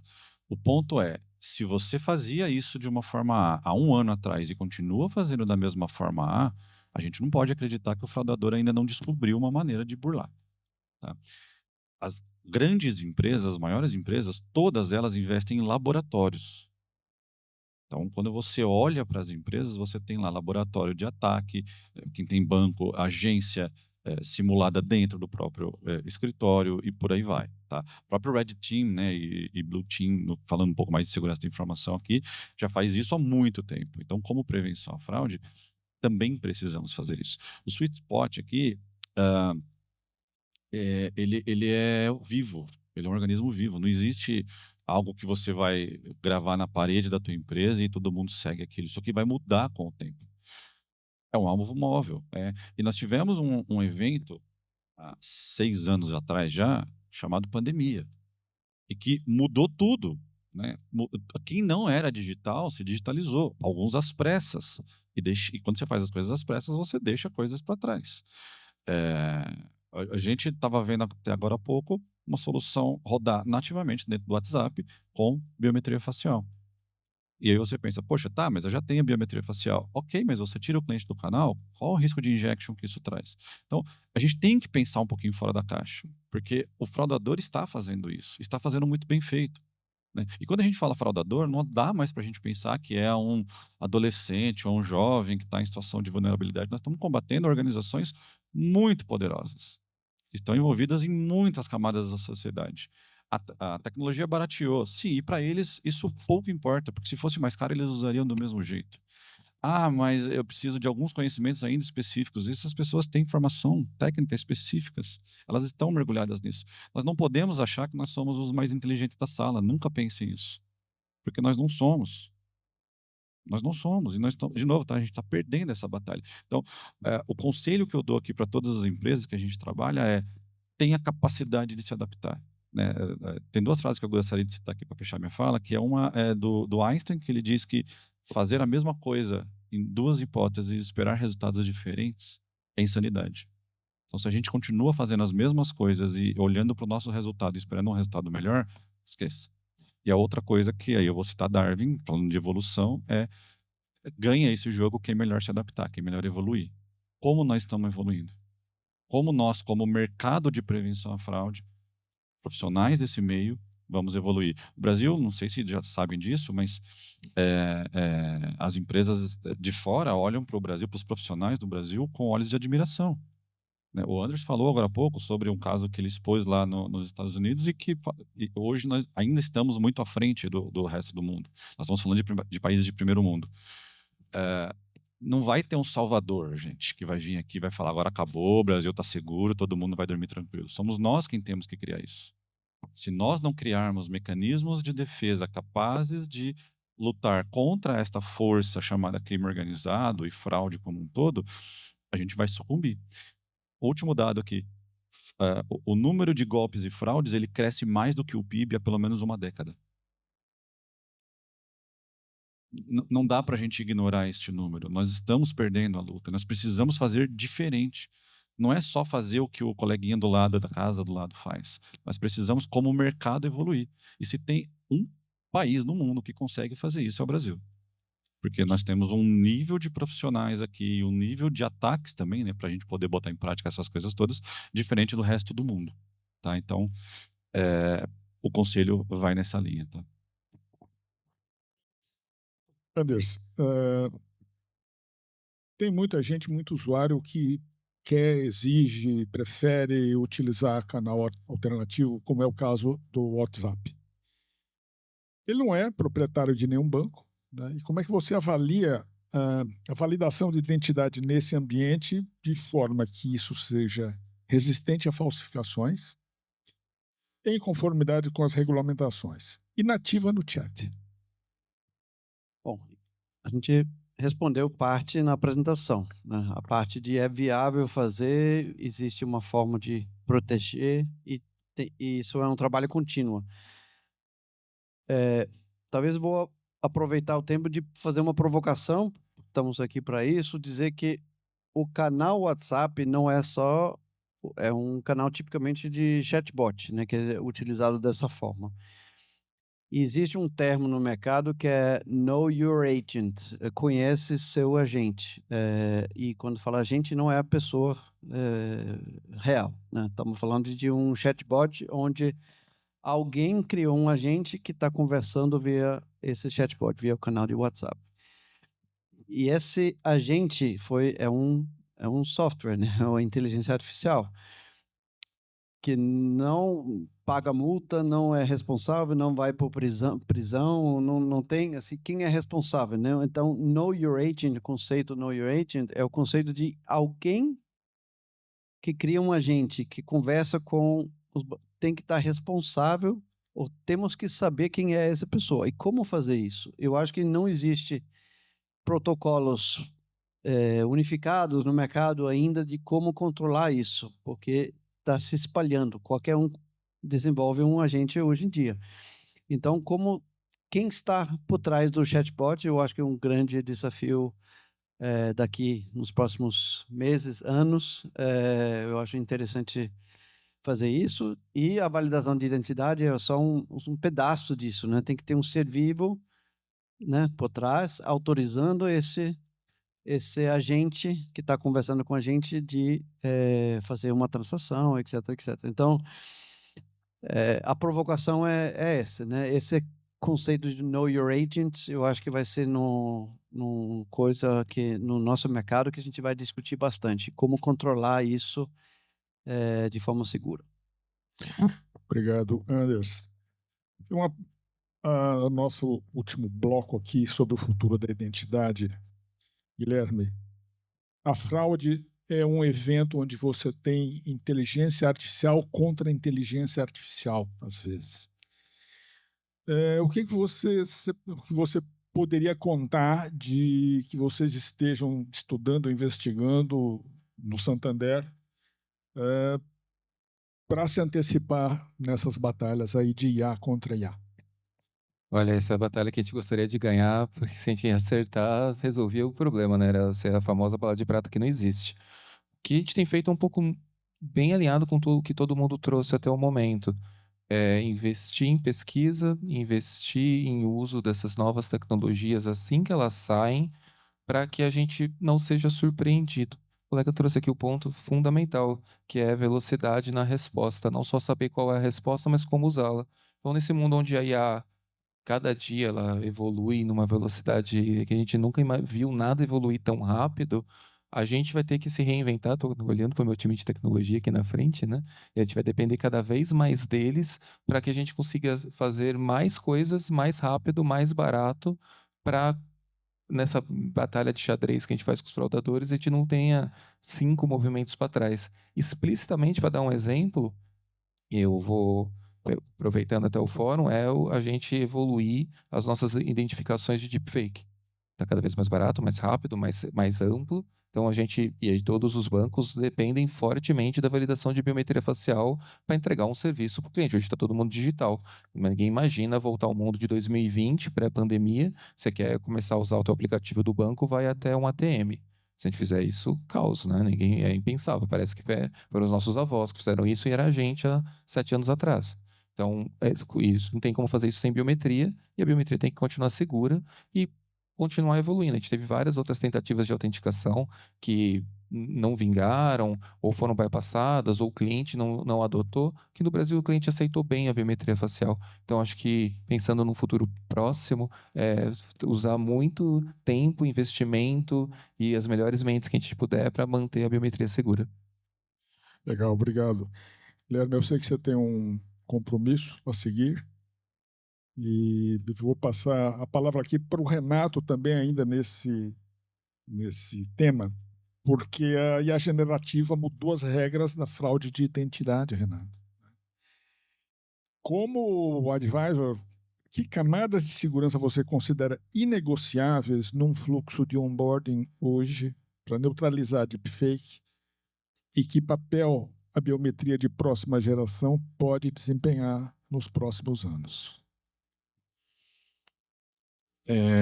Eu acho que prevenção a fraudes não se faz com uma única ferramenta, né? O Guilherme falou uma coisa que a gente fala há muito tempo já no mercado, que é não tem bala de prata. Não adianta você ancorar toda a tua defesa em uma única ferramenta. Você precisa fazer isso por camadas.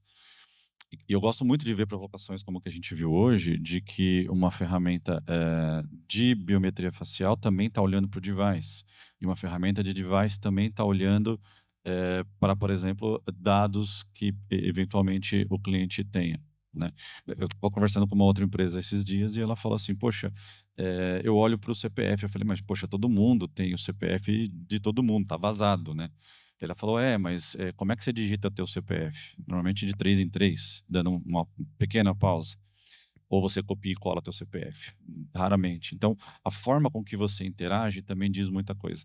E a gente podia ficar aqui a tarde inteira falando sobre N táticas, né, e técnicas para a gente fazer isso. Mas o ponto aqui use e abuse das ferramentas que a gente chama de frictionless, que é aquelas que não interagem com o usuário. E use as ferramentas de biometria facial para lacrar, para selar este pacote. Então, tudo que você puder captar da jornada do cliente, até mesmo sem ele perceber que você está coletando informações, dados, manuseio, interação, são metadados em que você pode usar para combater. E aí você alia isso junto com as técnicas, por exemplo, de biometria. Tá? Então, fazer por camadas, eu acho que é a grande chave aqui da questão para que a gente consiga ter uma esteira realmente eficiente. Legal, obrigado. Anders, tem uma pergunta a última pergunta desse bloco para você é: implementar a segurança em múltiplos pontos de contato, desde aplicativos até web, canais de mensageria, como a gente falou de WhatsApp, é um pesadelo, lento, complexo, né? Como você acha que as empresas podem implementar os métodos de verificação flexíveis para acompanhar essa velocidade dos canais sem elas ficarem presas em projetos de integração que nunca terminam? Com certeza não é fácil. Quando eu comecei na Velhas, aqui abri o escritório 1 ano e meio atrás, conversei, né, com o mercado e perguntei qual que é o foco de negócio para algumas instituições grandes. E a primeira resposta foi diminuir a quantidade de fornecedores. Porque gerenciar 10, 15, 20 fornecedores e cada um tem um nicho é difícil.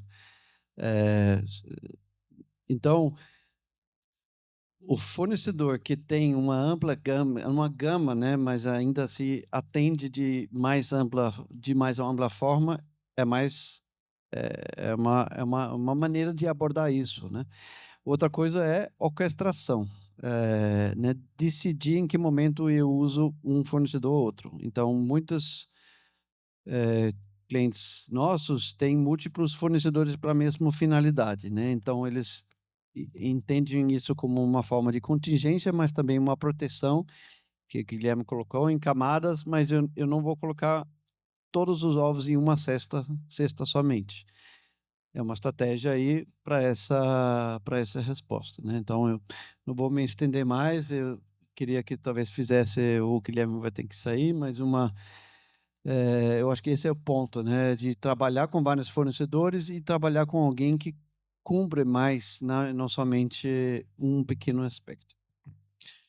Eu tenho mais duas perguntas, eu não sei se você ainda pode responder alguma, mas que canal ou tecnologia vocês acham que oferece a maior oportunidade de crescimento no mercado financeiro no Brasil nos próximos 2 ou 3 anos, se é que é possível prever alguma coisa? Meu palpite, eu acho que é na linha do que a gente está falando aqui, que é você começar a ter uso fora do seu próprio aplicativo.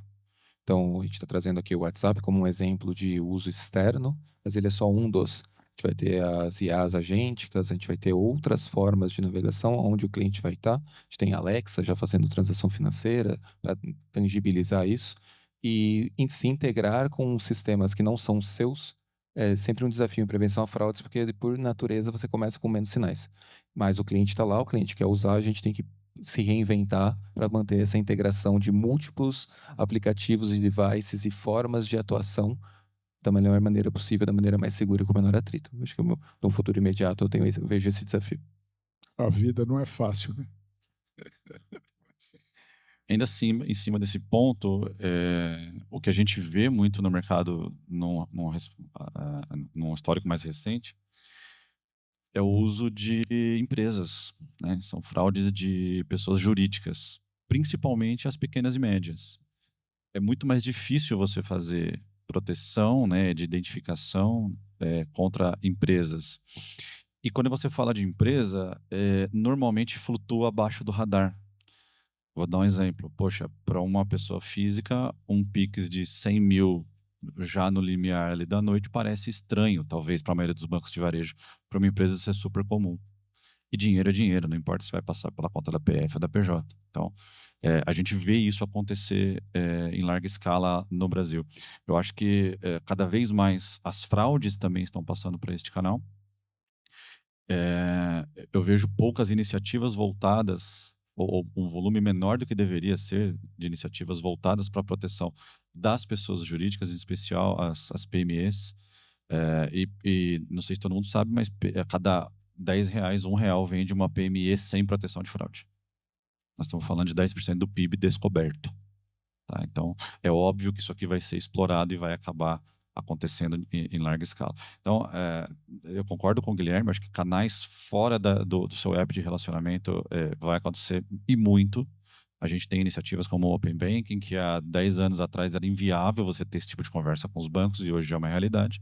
Coisas sendo operadas no próprio WhatsApp e por aí vai. Então, eu acho que junta a persona, pessoa jurídica, com esses modos de autenticação fora da área logada do seu app de banco. Eu acho que é aqui que está a oportunidade e também o risco. Obrigado. De fato, PJ não tem selfie, né? Anders, seu comentário. Não, eu concordo com essa visão. Ó, tem que olhar para a PJ aí. É um outro tipo de fraude, outra forma, né, que a gente tem que abordar. Não se trata de identidade pessoa física, né? Mas que tecnologia você acha que oferece a maior oportunidade de crescimento seguro no mercado financeiro Brasil nos próximos 2 a 3 em evolução, anos? né? Que eu falei, a gente está visto como visionário pela Gartner, você tem que acompanhar o rumo do mercado. Não é uma tecnologia determinada. A gente tem que entrar em canais novos, tecnologias novas, olhar para o dispositivo, como foi colocado, que não tinha 2 anos atrás. Aí vemos a importância de combinar fatores. Resposta a isso.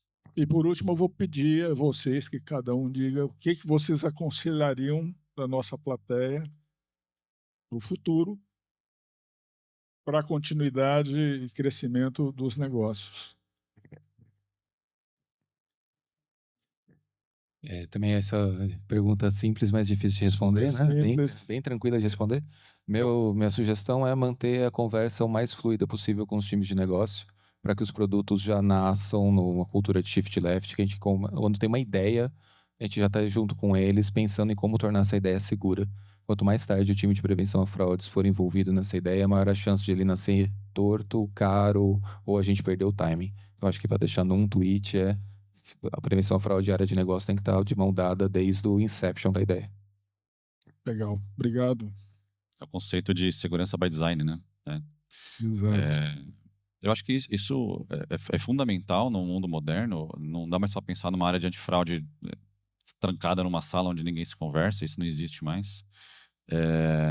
Mas, acima de tudo, eu acho que a gente precisa de uma dose de ousadia e coragem, além do que aquilo já tem. Porque nós temos que desafiar o status quo que nós temos como companhia, né, como grandes corporações, e se aproximar mais da agilidade que tem o atacante, o striker. Então, eu acho que não é fácil, mas a gente tem muita oportunidade aqui para correr ainda. E quem conseguir fazer esse trabalho, né, mais de inventabilidade aqui, eu acho que sai na frente na luta contra o fraudador nos próximos passos aqui. Anders, seu Só conselho. última palavra aí. Nervos de aço. Foi falado e repetido, velocidade, agilidade.